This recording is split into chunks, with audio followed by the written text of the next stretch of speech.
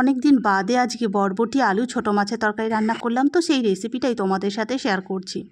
তো এখানে দেখো মাছগুলোতে লবণ আর হলুদ মাখিয়ে নিয়েছি। এবার তেলটাকে গরম করে নিয়ে মাছটা কিন্তু ভালো করে ভাজা করে নিয়েছি।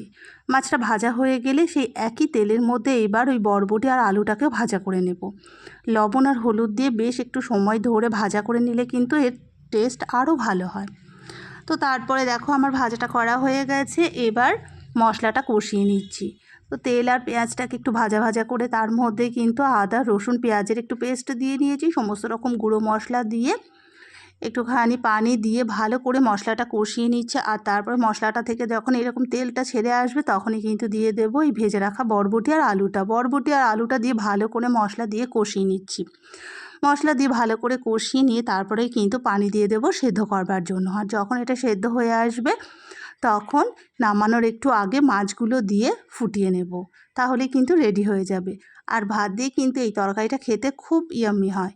তো তোমরা কারা কারা এরকম মাছ দিয়ে খেতে ভালোবাসো বরবটি আলু, অবশ্যই কিন্তু আমাকে কমেন্ট করে জানিও, আর কেমন লাগলো সেটাও জানিও।